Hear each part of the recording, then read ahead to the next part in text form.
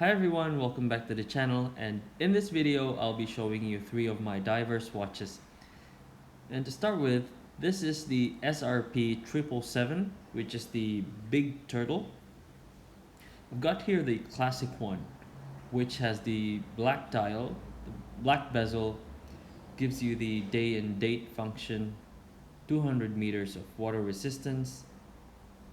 It's got a case back, and it comes with a rubber strap, but the rubber strap is too long that I've switched it with the leather strap, and it looks just the same. Now let's hear the bezel action of this one. This one has a crunchy bezel action, but unfortunately there's a little movement when you play with it, but it doesn't really bother me. I know some people will be bothered by that. Now let's check the measurement. This is a big watch. It's got a 45 millimeter diameter, 47 lug to lug, thickness of 13 millimeters,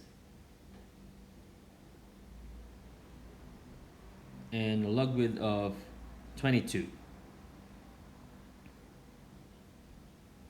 Now, in my opinion, this is the biggest one that I can wear with my 6.5 inch wrist, or at least the biggest one that I can tolerate with watches. Now let's see the baby turtle, the smaller version of it. Now this is the Srpc41. It has a black dial with a really cool wavy pattern. It has a Pepsi bezel, gives you the date. It's got that magnifying glass date. Comes with a really soft rubber strap and 200 meters of water resistance, a case back, and the same with the bigger turtle. It comes with a screw down crown, and let's hear the bezel action of this one. Now this one has a slightly softer sound when rotating the bezel.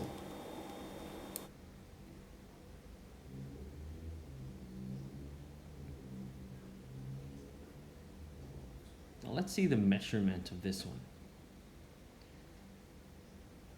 This one has a really good design which caters to all wrist sizes, in my opinion. So it's got a 42 millimeter diameter, 42.6 lug to lug, which is almost the same as its size, as the diameter size, and a thickness of 13 millimeters. Now the ratio of the diameter and the lug to lug, as I've mentioned, is really good because it's a smaller watch, but it wears bigger than its size.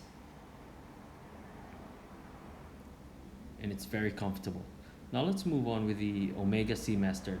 This one is the mid-sized version. It has a wavy pattern, a really cool wavy pattern on a blue dial. It has a blue bezel, a date function, a steel bracelet, case back. Also has a screw down crown with a helium escapement valve crown on the, what time is that, 10 o'clock.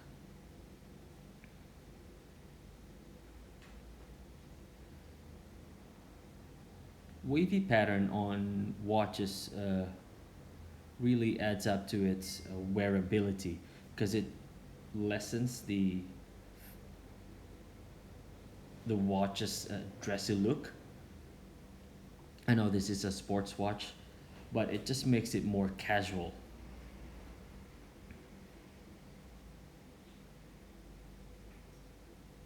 You can see the red tip on the seconds hand, which really goes well with a blue dial, blue bezel, the same way with the Seiko Baby Turtle. There's the Seamaster logo.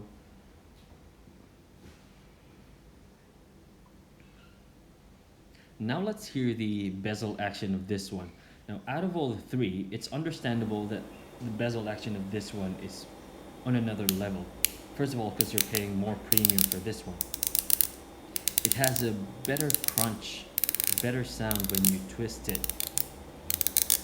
and it just aligns where it should be aligned.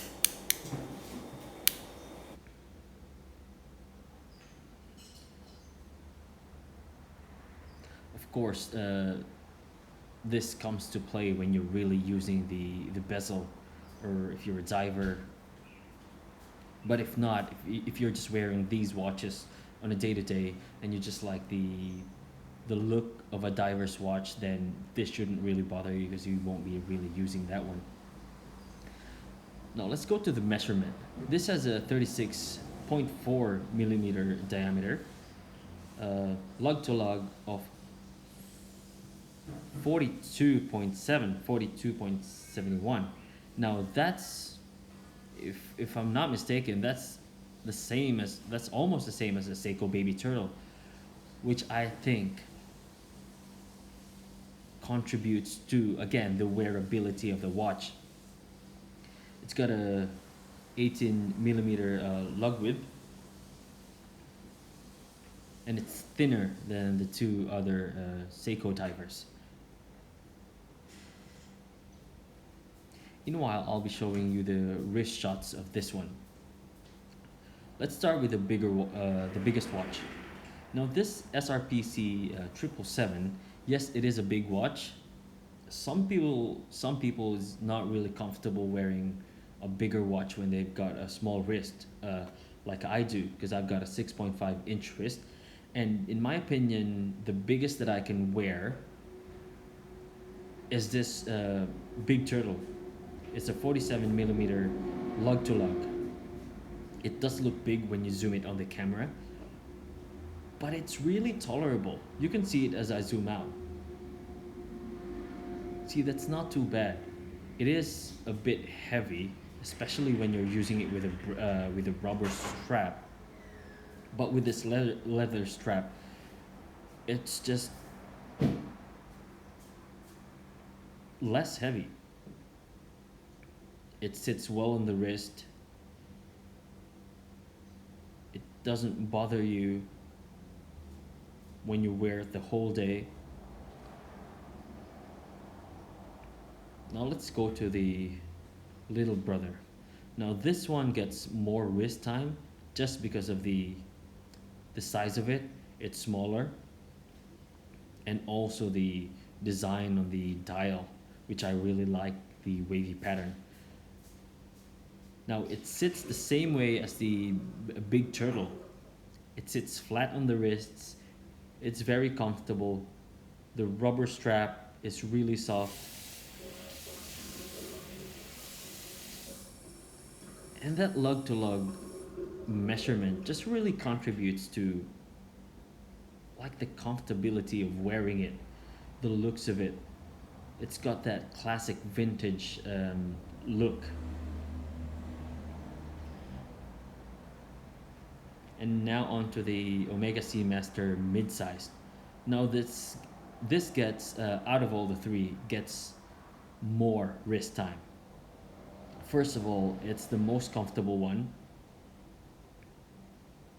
and you saw that there's an extension on the bracelet because it's a diver's watch. Now, as I've mentioned before, the lug to lug width plays a huge part on the looks of this watch. It's a 36.25, 36.4 millimeter diameter watch, but because of its lug to lug diameter, which is 42.3, it wears much bigger, and it wears much better. It looks much better, as you can see there. Out of all the three, I'd say this is the most comfortable. It sits the same as a Seiko on the watch. It's comfortable, it's flat on the wrist. The bracelet is really comfortable. It doesn't pick any hair. It hugs the wrist, not too tight, but just the right amount of pressure. And as you can see, it doesn't look small at all.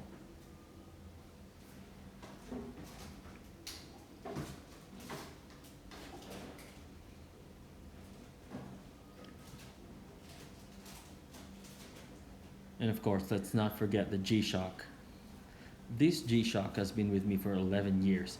It doesn't get wrist time anymore, and by that I mean I don't wear it outside anymore. I just wear it whenever I see it, just because it'll stay in my collection forever.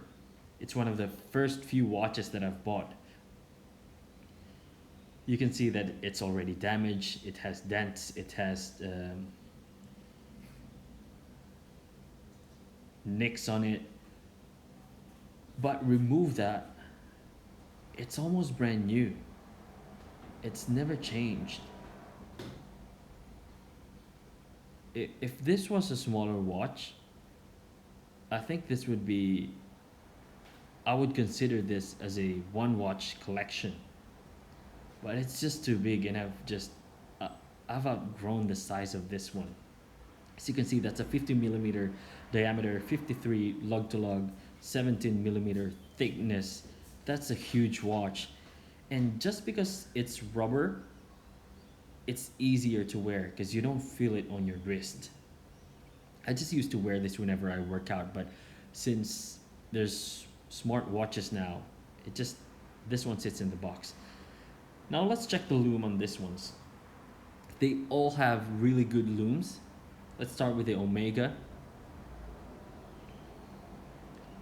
And let's be honest, nobody really uses these looms unless you're a diver or unless you really need to. But it's just nice to know that they're there. It's nice to see it's nice to see them there. It's nice to play with them every once in a while. And as I've mentioned, the Omega has a good loom, but as soon as you see the Seiko one, it's just better. It's better in every aspect. It's like charging something. When you see it the charging icon, it's almost like the Omega has an 80%, 85% charged icon, and as soon as you see the Seiko ones, that's it. It's 100% charged loom, and the Omega is the same way with the GShock. Even less. It's like 70% charged light. Anyway, that's it for this video, and thank you for watching, and hopefully I'll see you guys on the next one. Bye. Thank you.